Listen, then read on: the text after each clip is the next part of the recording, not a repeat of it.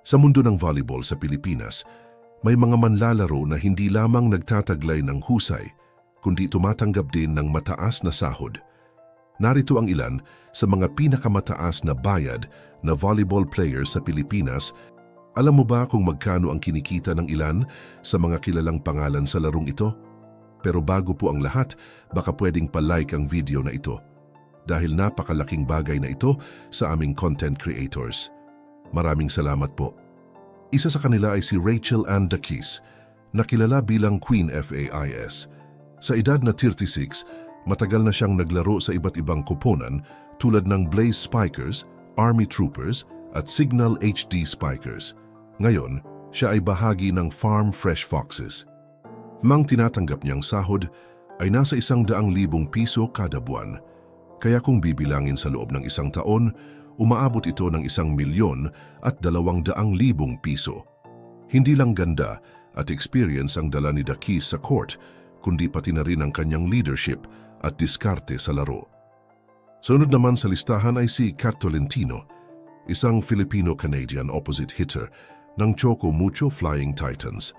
Mas bata pa siya kumpara kay Daquis, pero malaki na rin ang kinikita niya sa larangan ng volleyball.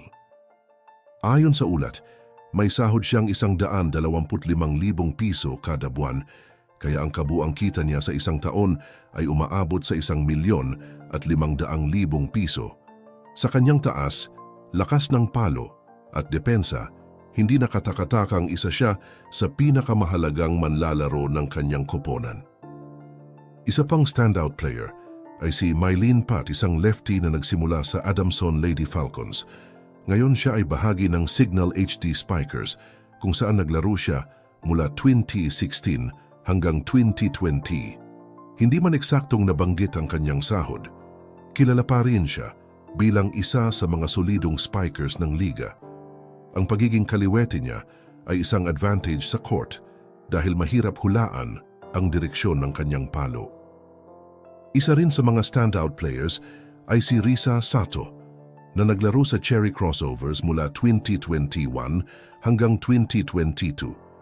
Isa siya sa mga kilalang middle blocker sa liga at sa kanyang husay sa court, hindi nakapagtatakang umabot sa 100,000 at 50,000 piso ang kanyang sahod bawat buwan na may kabuuang 1,000,000 at 800,000 piso sa isang taon.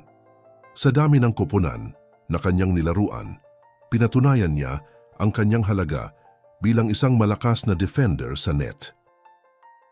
Sunod sa listahan ay si Abi Marano, isa sa pinakamatagal ng naglalaro sa volleyball scene.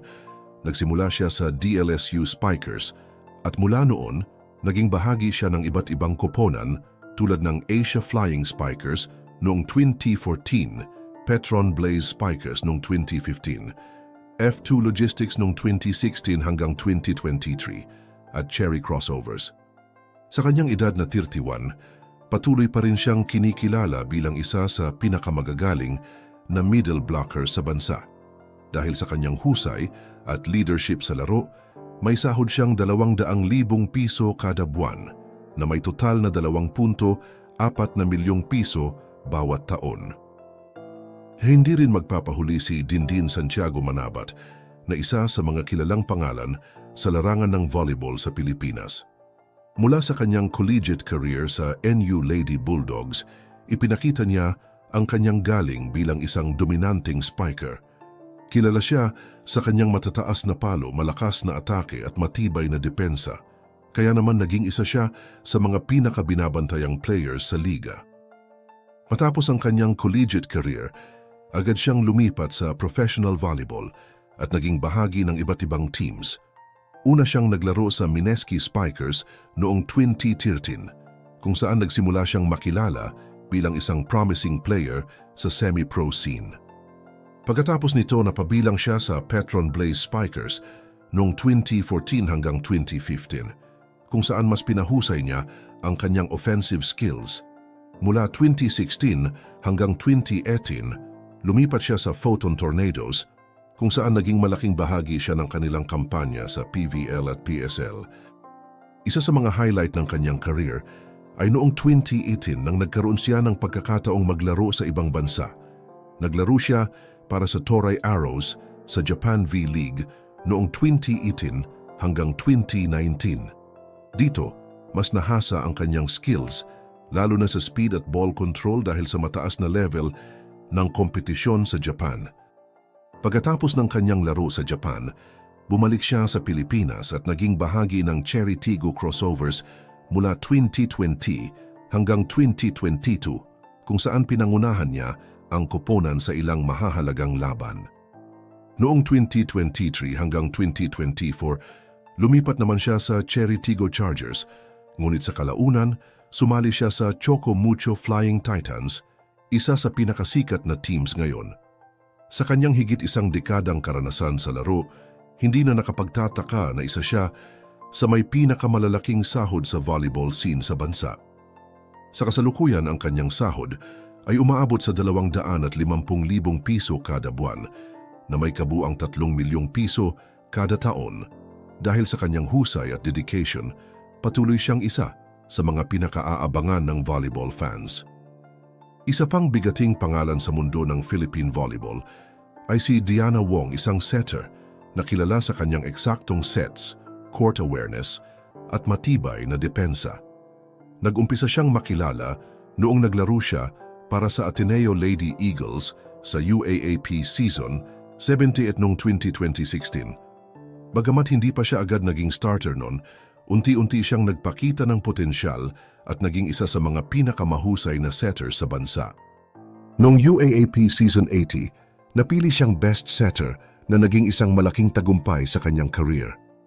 Dahil dito, naging isa siya sa mga pangunahing manlalaro ng Ateneo at nagdala sa kanila ng maraming panalo.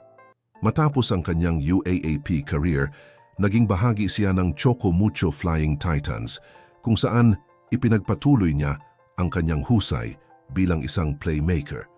Sa kanyang kukikasin ni sa mga pagiging setter, nagiging mas madali para sa kanyang mga spikers na makapuntos dahil sa galing niya sa pagbigay ng tamang bola sa tamang pagkakataon. Bukod sa kanyang laro sa loob ng court, si Diana ay isa rin sa pinaka-popular na volleyball player sa bansa na may malaking fanbase sa social media. Ang kanyang personalidad at karisma ay nagdala sa kanya ng maraming endorsements at sponsorships. Sa kanyang kasalukuyang status bilang isa sa top setters ng Pilipinas, hindi nakapagtataka na ang kanyang sahod ay umaabot sa 300,000 piso kada buwan, na may total na 3.6 milyon bawat taon. At syempre, hindi pwedeng mawala sa listahan si Alyssa Valdez, isang tunay na volleyball icon sa Pilipinas. Sa edad na 31, patuloy siyang namamayagpag bilang isa sa mga pinakamahusay at pinakakilalang atleta sa bansa. Sa loob ng halos isang dekada, siya ay naging mukha ng Philippine volleyball at isang inspirasyon sa maraming kabataan na nagnanais sumunod sa kanyang yapak. Nagumpisa ang kanyang volleyball journey noong siya ay naglaro para sa UST Junior Golden Tigresses noong high school, kung saan agad siyang napansin dahil sa kanyang husay sa opensa. Matapos ang kanyang standout performance sa Juniors Division, nagdesisyon siyang lumipat sa Ateneo de Manila University, kung saan mas lalo siyang nakilala sa UAAP scene. Sa kanyang collegiate career sa Ateneo Lady Eagles, naging instrumento siya sa tagumpay ng koponan. Mula sa pagiging isang rookie na may matinding potensyal, umangat siya bilang isa sa pinakadominanting spikers ng liga. 3 beses siyang tinanghal na UAAP Most Valuable Player o MVP at naging team captain ng Ateneo, na nagdala sa kanila ng 2 championship titles noong UAAP seasons 76 at 77. Ang kanyang signature spikes, strong leadership, at determination ang naging dahilan kung bakit siya naging paborito ng maraming volleyball fans. Matapos ang kanyang matagumpay na collegiate career, hindi nagtagal at sumabak siya sa professional volleyball. Isa siya sa mga unang naging tanyag sa Premier Volleyball League o PVL, kung saan siya ay naglaro para sa PLDT Home Ultera bago naging pangunahing manlalaro ng Creamline Cool Smashers. Sa ilalim ng Creamline, pinangunahan niya ang koponan sa maraming kampyonato at ilang beses din siyang nakakuha ng Finals MVP at Best Outside Spiker Awards. Bukod sa paglalaro sa lokal na liga, Nagkaroon din siya ng oportunidad na makapaglaro sa ibang bansa. Noong 2016, naging bahagi siya ng Attack Line Volleyball Club sa Taiwan na nagbigay sa kanya ng mas maraming karanasan sa international competition. Dahil dito, mas nahasa ang kanyang laro lalo na pagdating sa intensity at strategy. Hindi lang sa loob ng court kilala si Alyssa Valdez, kundi pati na rin sa mundo ng entertainment at endorsements. Dahil sa kanyang charisma at strong fanbase, marami siyang naging sponsorships mula sa malalaking brands, kaya naman isa siya sa pinakamataas ang kita sa mga volleyball players sa bansa. Minsan na rin siyang sumali sa mga reality shows tulad ng Pinoy Big Brother na mas nagpalawak sa kanyang kasikatan. Sa kabila ng kanyang tagumpay, hindi rin naiwasan ni Alyssa ang mga pagsubok. Nagkaroon siya ng ilang injuries sa kanyang career, ngunit palagi siyang nakakabalik ng mas malakas. Ang kanyang resilience at dedication sa laro ang dahilan kung bakit siya patuloy na hinahangaan. Pero ang tanong, magkano nga ba ang sahod ng isang volleyball superstar tulad ni Alyssa Valdez? Abangan ang susunod na bahagi upang malaman ang kanyang kita at kung sino pa ang mga nasa tuktok ng listahang ito. Napansin mo ba kung gaano kalaki na ang sahod ng mga volleyball players ngayon? Kung dati ay hindi ganito kalaki ang kita sa larong ito, ngayon ay mas nagiging kompetitibo na ang bayad sa mga atleta. Patunay ito na lumalakas ang suporta at interes sa volleyball sa bansa. Kaya sa tingin mo sa mga susunod na taon, sino pa kaya ang maaring mapabilang sa listahan ng pinakamataas na bayad na volleyball players sa Pilipinas? I-comment mo sa baba ang iyong opinyon at huwag kalimutang mag-subscribe para sa mas marami pang usapin gaya nito.